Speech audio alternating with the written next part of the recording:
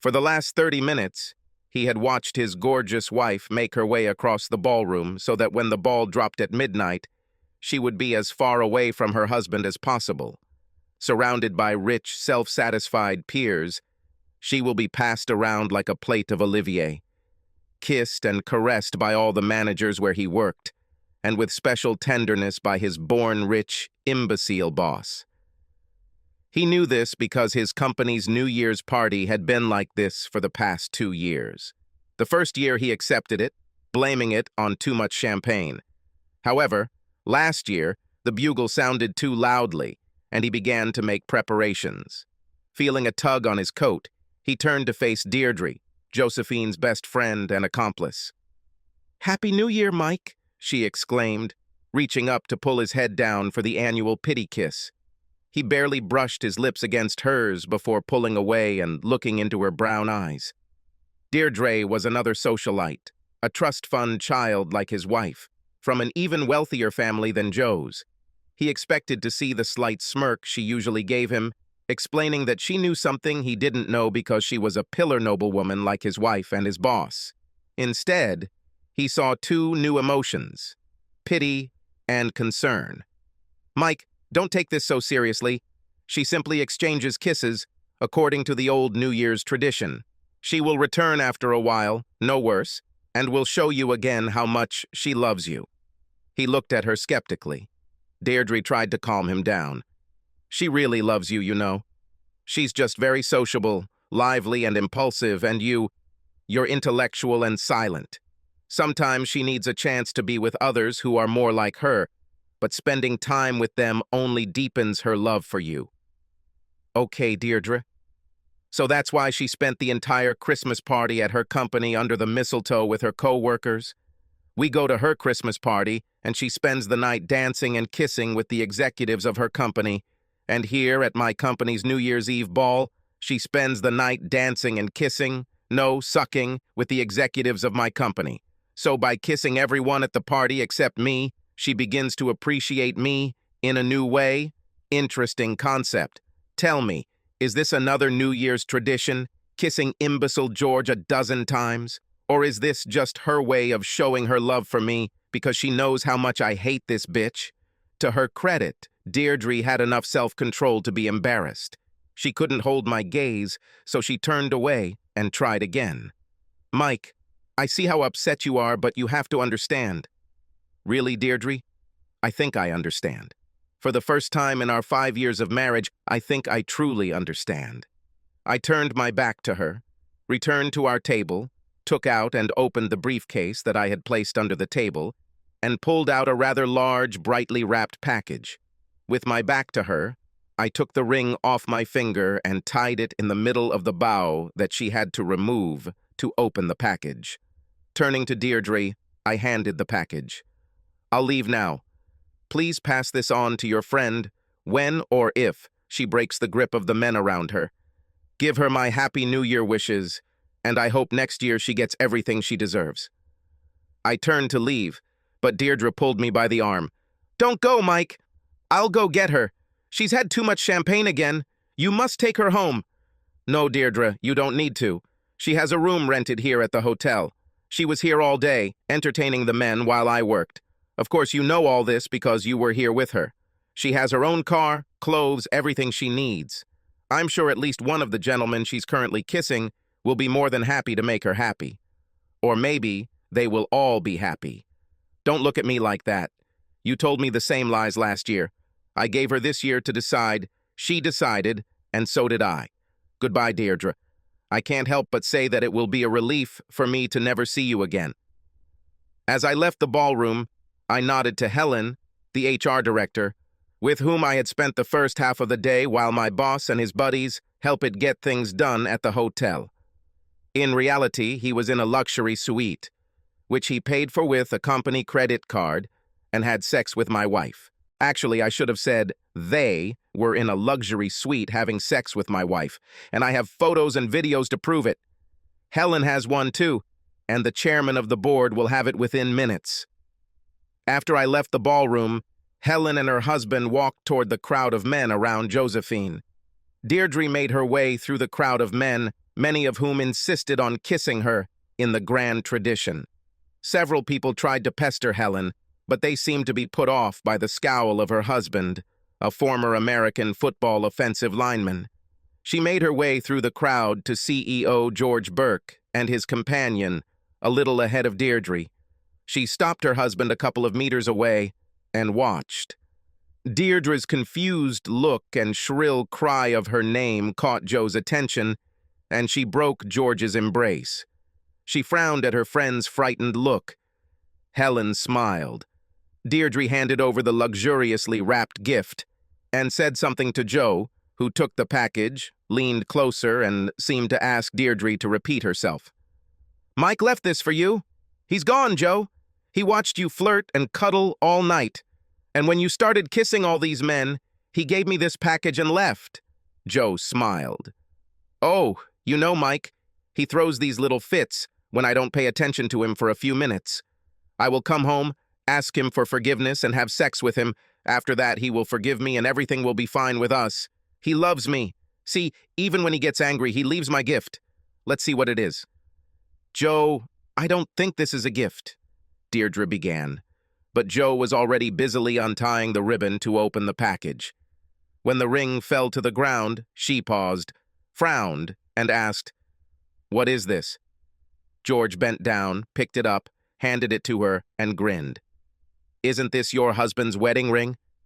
She stopped tearing the paper, looked at him puzzled, and took the ring. She looked at Deirdre, who muttered, "I tried to tell you." Joe began to tear the wrapping off the gift and found a white gift box inside. Reassured, she smiled, shook the box, and said, "It's heavy," and began to cut the tape on each side with my fingernail. When the tape on the third side broke, the contents of the box fell out and scattered on the floor. She squatted down to pick up the fallen glossy sheets. Others squatted and picked up those that slid near them. Suddenly everyone froze. Joe's eyes widened and she screamed, "No!" This cry attracted the attention of others, and even more people entered their circle. Deirdre's eyes also widened in disbelief. She looked up and saw the look of horror on George's face. He picked up the 20x30cm glossy color photograph lying at his feet, pressed it against his expensive suit, and spontaneously shouted, "What the fuck, Joe?" loud enough for everyone nearby to hear him. Everyone looked at the photos lying around and saw Joe having sex with people other than her husband. There were many photographs of Joe and George, as well as Joe with other executives at Mike's company, Joe's co-workers, and Joe's bosses. There weren't enough to cover everything in the Kama Sutra, but Mike did a good job of selecting photos that proved that Josephine was willing to have different types of sex, with men in any combination and in any number. Faced with photographs of her sexual adventures, Joe fainted. She fell backwards, and only George's substituted shoe saved her head from hitting the tiled floor and a possible concussion. Deirdre knelt down next to her, lifted her head, lightly slapped her across the face, and frantically screamed, "Joe! Joe! Are you okay, Joe? Talk to me, Joe! Are you okay?" While both women lay on the floor, others began to pick up the photographs and look at them. One woman turned and hit her husband as hard as she could as he looked down at the photo he was holding. "You lustful goat! No wonder you don't have the strength to satisfy me!" He stared at her in stunned silence until she swung her purse and hit him in the right eye. He covered his eye, screamed in pain, and then collapsed to the floor as she kicked him in the groin with her pointy shoe. The woman knelt down and began methodically sorting through the photographs on the floor. She paused, looked up and stated, "You bitches who are married to the management of Taylor and Son might want to take some of these photos and check them out. There are photos of other husbands having sex with these sluts. If you want to save money on a divorce lawyer, give me a call and I'll see if I can find us a group rate." 9 other women knelt down and began looking at the photographs as the men began to retreat. "There are also flash drives here," one of them announced loudly. "It is unknown what is on them." "You stinking bastard!" a beautiful blonde shouted at a well-dressed elderly man. "Do you remember our marriage contract? You're bankrupt, bastard." "Baby, I'm sorry. It didn't mean anything. She kept pestering me and I finally gave in, But that was only one time, and she still wasn't as good as you." "Lying bastard!" the blonde screamed, holding out 2 more photos of her husband having dirty sex with Joe. The blonde stood up and walked towards him with fury in her eyes, waving photographs and swearing at the top of her lungs. He stepped back, then turned and ran away. Another woman sobbed, clutching one hand to her chest and waving a photograph in the other. Her husband, hiding his face in his hands, also sobbed. The man picked up a photo from the floor, then showed it to the gorgeous woman standing in front of him, and said loudly, "You slut told me that I would never have a threesome because you would never do it with a woman." She blushed, turned and ran away, staggering on her 10-centimeter heels. Another woman selected 6 photographs from the pile and called out names as she walked toward the center of the ballroom. The puzzled woman stopped her, took the photograph, stared at it, and turned to her husband with a murderous expression on her face. He began to retreat as she trotted towards him, waving the photograph. This scene was repeated 5 more times, and each time the victim's companions were hit in the ears and eyes. Joe had already woken up and was looking at what was happening around her with glazed eyes. A man in an expensive tuxedo knelt next to her. He asked, "Are you okay?" She looked at him curiously and nodded. He asked, "Who are you? Can I help?" "I'm Josephine Lord," she answered gloomily. "But I don't think anyone can help me now." "Are you Josephine Reynolds Lord?" he asked incredulously. She nodded and asked, "I am. Who are you?" The man handed her a stack of papers that he was carrying with him, took a photo of it on his phone, and loudly declared, "I am a bailiff. You have already been served, Josephine Reynolds Lord."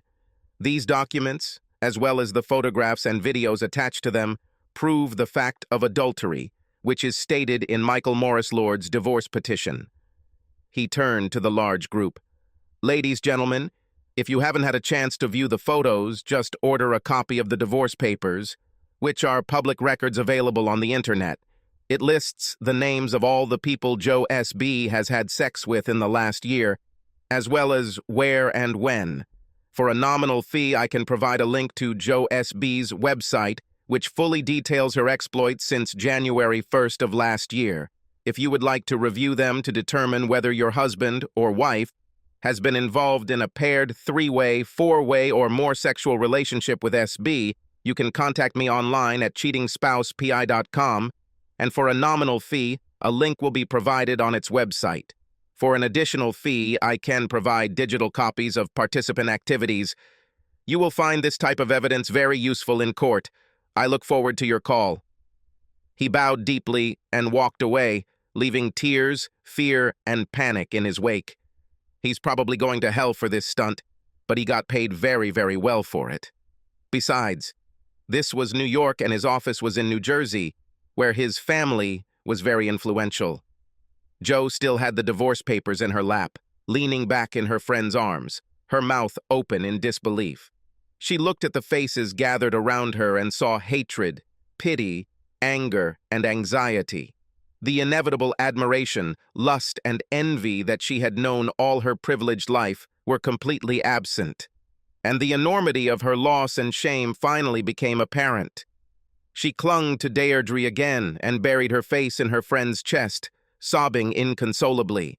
George Taylor ordered his henchmen to pick up those damn photographs and burn them. Looking directly at Helen, he ordered, "I want a letter of reprimand to Mike Lord on my desk on Monday with my dismissal papers underneath it." With a neutral expression, Helen stated, "I'm sorry, Mr. Taylor, but Mr. Lord resigned this afternoon. He gave 2 weeks' notice, used the leave you signed up for last week, collected all his supplies and materials, and left the building. I will not accept his resignation. I will fire him after a reprimand. He will never work in this business again. Sorry again, Mr. Taylor, but before he left, he met with the chairman of the board, and your father accepted his resignation. Mr. Lord already has another job, with one of the firms he consulted with your written permission, sir." Taylor's face was so red that listeners and spectators feared he would have a stroke as he muttered loud curses at his father and Mike Lord. Helen and her husband watched his embarrassment with glee. clasping each other's hands in delight, naturally maintaining a neutral facial expression. Mike Lord was driving from New York in a new four-wheel drive Chevrolet High Country Suburban with a 6.2L turbo diesel engine ordered over standard. He specially ordered an SUV in the fall, as soon as new models became available, and it was delivered to him yesterday. The navigator reported that the route he had chosen would take 24 hours and 32 minutes to get to his new home in Austin, Texas. He knew it would actually take the better part of a week, because the farm boy from Idaho was going to absorb the culture of the rural states he would be passing through. When he reached Virginia, he intended to abandon the main highways, take the country roads that John Denver sang about, and visit the small towns in the Carolinas that Mary Chapin Carpenter sang about. He was going to try the homemade jellies and jams sold in roadside stands and small local shops, and eat where the locals ate, away from the highways and the rushing, bustling people and lifestyle he had come to hate. Their checking and savings accounts were separated, but only after he bought his SUV. Since she had earned 10 times that amount throughout their marriage, an $88,000 car would do little to even the score. But he was happy to use at least some of her money to buy it. Under the terms he proposed, he would keep his investments and pension funds, and she would keep hers. He was leaving her the penthuse, and no claim on her trust fund if she accepted his generous terms and signed divorce papers within 10 days. The radio was tuned to Sirius XM's top traditional country station, The Roadhouse. Joe hated country music almost as much as she hated retro music. So the next station will be classic vinyl. Now he was his own master, and not the ignorant cuckold that she had made him out to be for at least 2 years. He took his life into his own hands when the New Year's ball dropped last year and spent the entire year gathering his thoughts. Perhaps Taylor & Son would survive his departure, but he seriously doubted it. Working under George's inept leadership and deprived of the many design improvements and patents that Mikey had brought to the company over the past 5 years, he expected it to collapse within a year or two. He smiled at the thought, knowing that his work had accounted for more than half of the previous year's new sales and profits, and that he had the best developments and design improvements ready to go as soon as his new company could get up and running. Oh, his old boss, George's current chairman and dad, Randolph Taylor, will likely sell the business before it collapses, but George will be exposed as the inept charlatan he is before that happens. The thought of this made him smile. Tonight he exposed George and his own whore wife as immoral and unprincipled scum of society. Over the next year, he will expose George's ineptitude as a businessman when his new company squashes his old one like a bug that has just been smeared on the windshield. Thinking about it made him smile. He wouldn't mind being a bug on the wall, a bystander when Josephine's parents find out about his antics at the ball. Helen had already called him to tell him how wonderful everything had turned out. Having her scatter photos all over the ballroom was beyond his wildest dreams, even though he had deliberately designed the box so that it would fall apart when the film was cut on 3 sides. Her parents looked down on him from the beginning and were dismayed when their precious, perfect daughter decided to marry him. After all, he didn't even have an Ivy League education. That an engineering degree from the Colorado School of Mines and a master's degree from the University of Michigan made him highly sought after in his field meant nothing. Better a liberal arts education from Brown than such a mediocre pedigree. He smiled, thinking about the destruction he had caused and what he would do in the future. Deirdre and her husband Albert took Josephine home. As soon as they entered the house and she looked around, Joe began to sob again. On the way home, she rehearsed her speech for Mike. She had to explain that her affairs did not mean anything to her and did not harm their marriage. It was just a vacation or an attempt to influence decisions that affected her and Mike, to make their lives better. Her having sex with others only helped them improve their sex lives, she explained.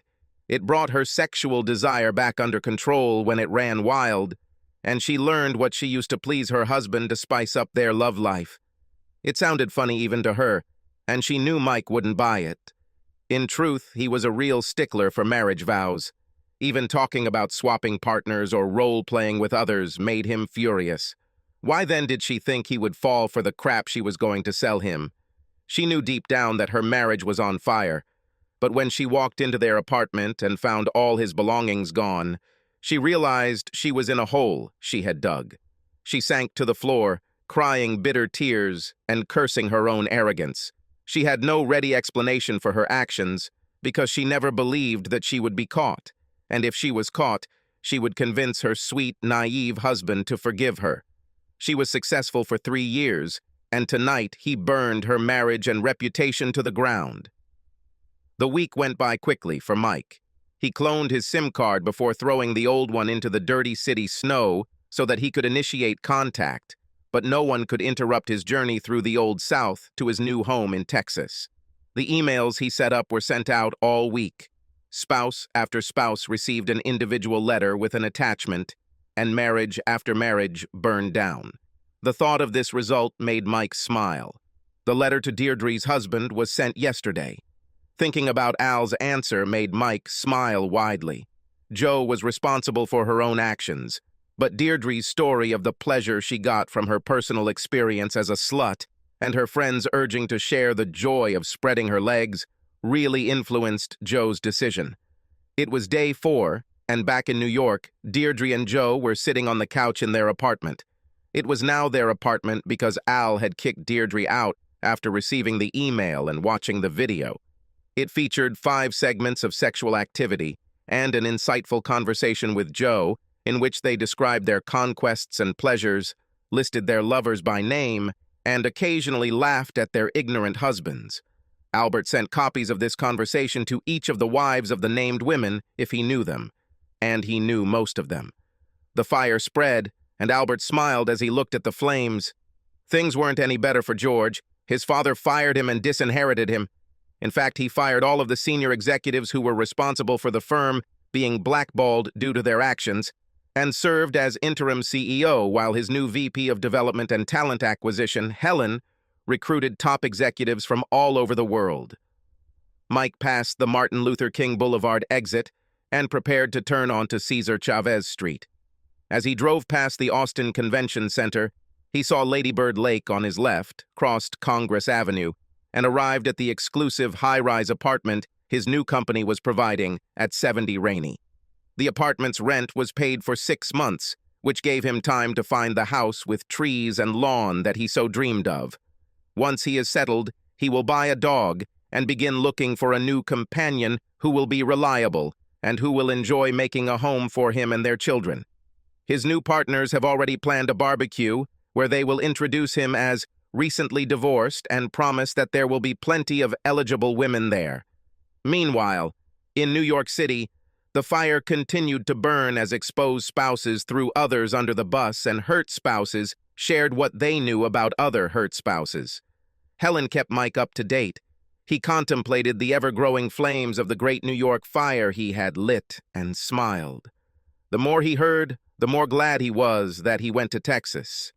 Subscribe to our channel so that your second chaff doesn't cheat on you, and go ahead and listen to the next story, because this story is nothing compared to the next one.